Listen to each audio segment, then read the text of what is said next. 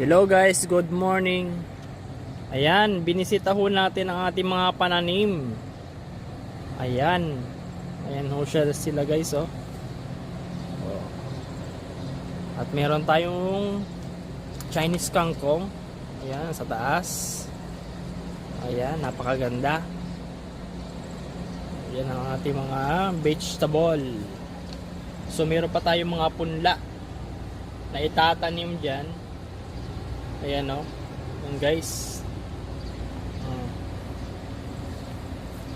O diba? Yung okra guys. Ayan o. Mamumunga na siya. Maliit pa lang. Mamumunga na siya. Ayan o. Ayan siya guys o.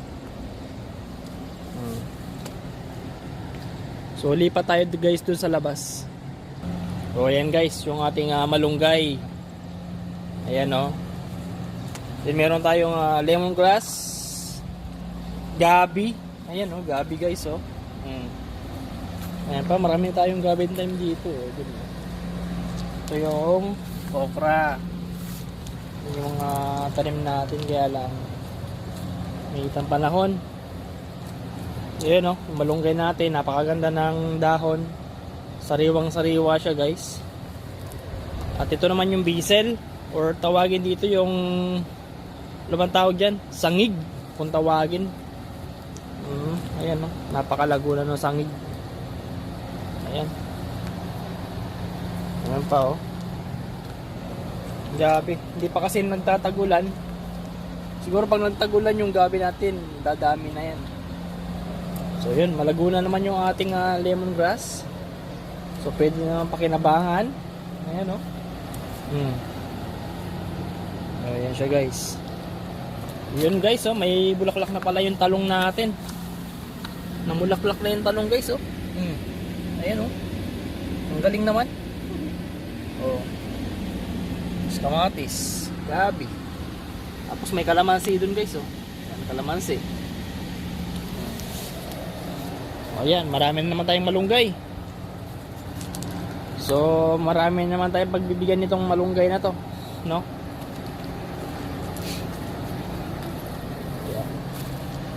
May luya tayo, kaya lang yung luya natin hindi na gumanda oh.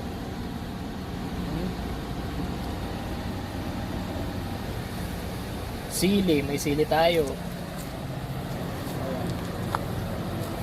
Yung ating ampalaya, wala, hindi kasi maganda yung lupa, kaya yun oh.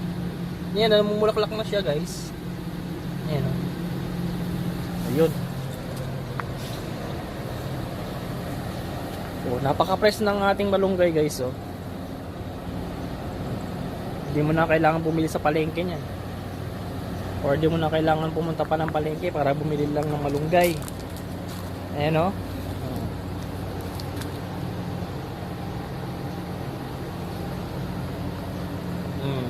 Oh, di ba?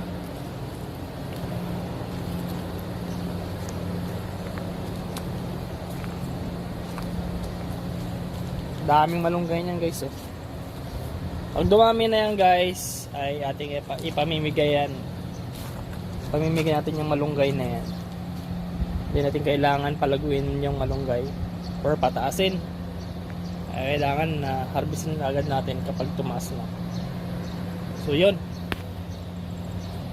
Yun, so malapit na rin mamulaklak yung ating kamatis guys no.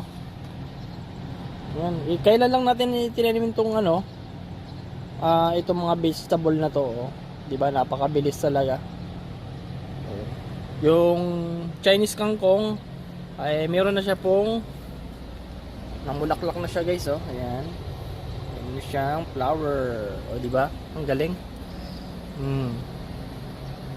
Diba, nakakabilib. Nakakaano sa paningin ang pag meron kang mga tanim na ganyan, makaka-relax.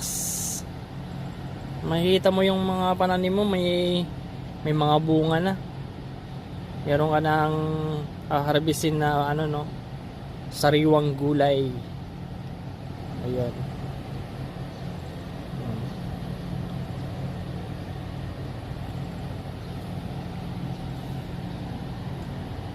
So meron pa tayong ano dito guys oh.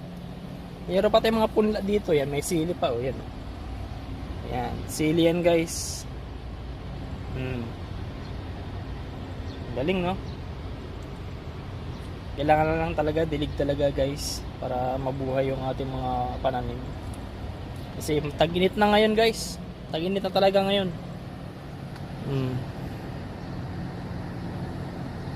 So anong hinihintay nyo pa guys? Magtanim na rin kayo guys para magkaroon kayo ng anihin kapag namunga na yung ating mga pananim, no? Oh. So yun, sa mga hindi pa po nakakapag-subscribe sa aking YouTube channel, paki-subscribe, paki-like, paki-share, and then paki-pindot na rin po notification bell para lagi kayong maging updated sa ating mga panibagong video na ating upload. So yun, maraming salamat sa inyo, ride safe and God bless. Thank you for watching, bye bye.